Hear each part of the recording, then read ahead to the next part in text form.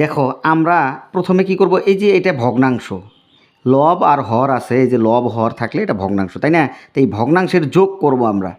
তো যোগ অথবা বিয়োগ একই নিয়ম, তো শুধুমাত্র একটা দেখলেই হবে। তো খেয়াল করো, এখানে প্রথমে আমাদের যে কাজ, এই ভগ্নাংশের হর দুটার লসাগু করতে হবে। ভগ্নাংশের হর এখানে কি বি, এখানে হলো ওয়াই, তাহলে বি আর ওয়াই এর যদি লসাগু আমরা করি, লসাগু সাধারণত আমরা এইভাবে করি, দেখো এই যে বি আর কত ওয়াই। তো এখন এদেরকে তো আর কোনো কিছু দিয়ে ভাগ যাচ্ছে না, যেহেতু ভাগ যাচ্ছে না সেক্ষেত্রে আমরা ডাইরেক্ট এদেরকে কি করব, গুণ করব। আমরা লসাগু পাইলাম বি ওয়াই, এটা হলো 1 নম্বর কাজ। এরপর 2 নম্বর যে কাজটা করতে হবে, এই লসাগুকে প্রথম ভগ্নাংশের হর দিয়ে ভাগ করব। তা প্রথম ভগ্নাংশের হর হলো বি আর লসাগু হলো বি ওয়াই, তাহলে আমাদের কি করতে হবে, এই বি ওয়াইকে প্রথম ভগ্নাংশের হর কত বি, এই বি দ্বারা ভাগ করব।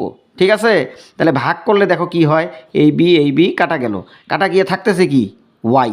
এই যে যেটা পেলাম, ভাগ করার পর যেটা পাবো সেটা দিয়ে প্রথম ভগ্নাংশের লবকে গুণ দিব, অর্থাৎ হলে উপরে লব কি আছে এ, এখন পাইলাম কি ভাগ করার পর ওয়াই, তাহলে এ দিয়ে ওয়াইকে গুণন, অর্থাৎ এ ওয়াই। ঠিক আছে, এই এক্সকে গুণন, তাহলে লবকে গুণন, তাহলে এক্স গুণন তাহলে বি,